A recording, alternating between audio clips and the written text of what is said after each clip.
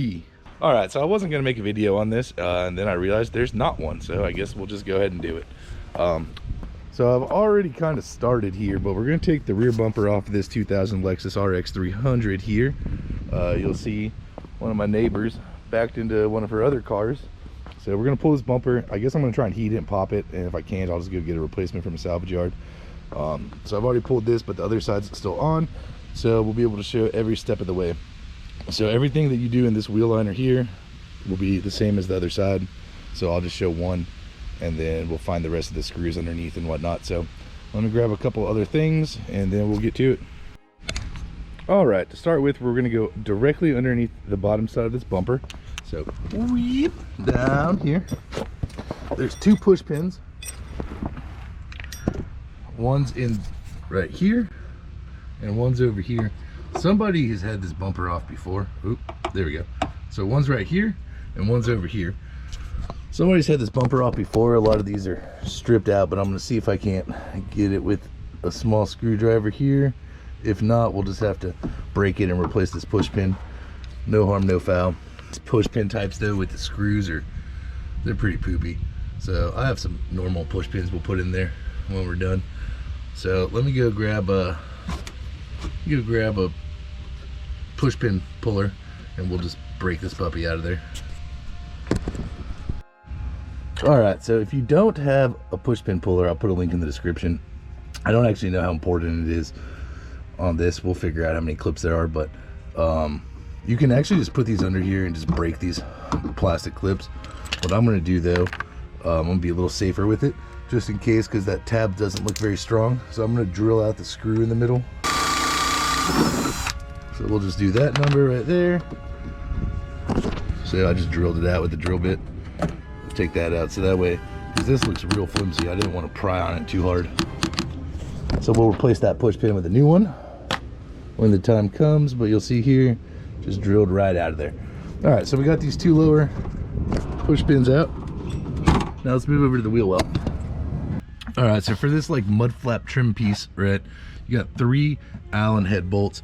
I think it's like a 5mm or something, and then you have 1 Phillips screw on the bottom side. So we'll pull these 3 out, shoot this out with a drill, and then remove it. So get those out real quick, and voila, off that comes. So this is pretty standard across all bumpers, right? All front and rear bumpers. At the joint here, the very end piece, there will be a bolt vertical going up. This one has a 10mm. I don't know if I'll be able to show it on camera. It's in a pretty precarious, dirt in the eye. It's in a pretty precarious spot. It goes right up in here and it's facing vertical, right where my finger's at. So you can reach up in there and feel it. I'm hoping I can pull this back slightly enough and get into it with a 1/4 inch drive and a 10mm short on like a wobble extension. So that's what we'll try and do, and we'll unbolt it and drop it down. We got a long 1/4 inch drive wobble extension with a 10mm short on it.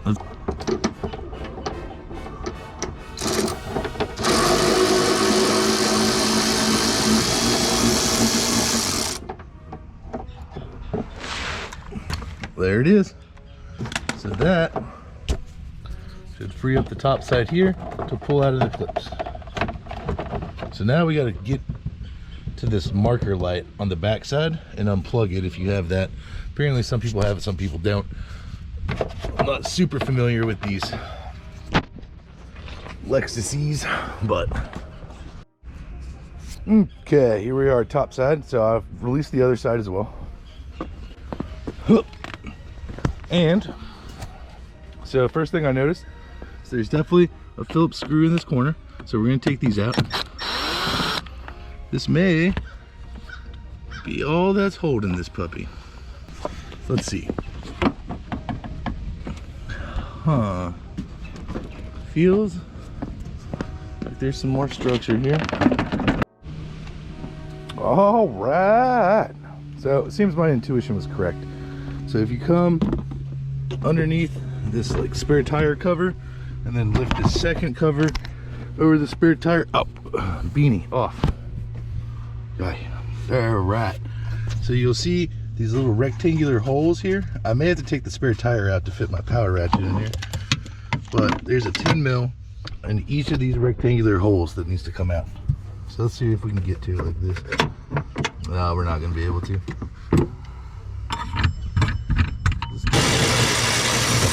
Oh boy.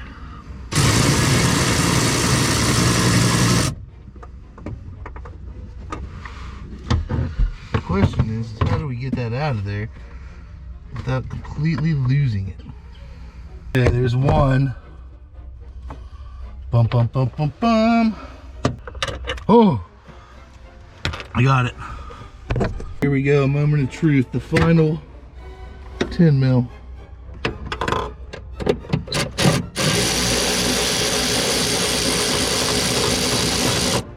Oh boy. Oh, oh, oh, I did it.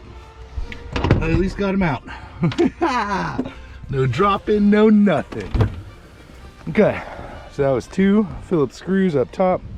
That was 4 10 mils this way, 2 in the bottom in the wheel wells, the 2 push pins on the bottom, and the mud flap filler panel doodadders. Now this puppy should be ready to just come right off. Let me throw that door in the scrap trailer and get that stand ready to go. Okay, last thing, before you take it off, don't forget, pull the bumper back and either take out or unplug the side marker lights if you have them. So I'll show you, it's nice and easy. Pull it back now. You may want a second person. Probably make it a little easier. Hold both sides. But there we go. Oh, let's get this out. There's our filler pad, which is still intact. Heck yeah. And we are free. Anywho, all right, that's how you remove the bumper. So let's recap it one more time. So you got to pull the little mud flappy doodadders. It's like 3 Allen heads and a screwdriver. You got to pull back the wheel liner and get the 10 mil up top. There's 2 Phillips screws here, 2 push pins on the bottom, and 4 10mm bolts running from the inside by the spare tire. So all the spare tire stuff needs to come out. And then you're good to go. The whole thing will just come off. Make sure you undo your side marker lights over yonder. So I just twisted them and pulled them out instead of unplugging them, but you can go either way. And that's all there is to it. You just do the opposite to put it back on.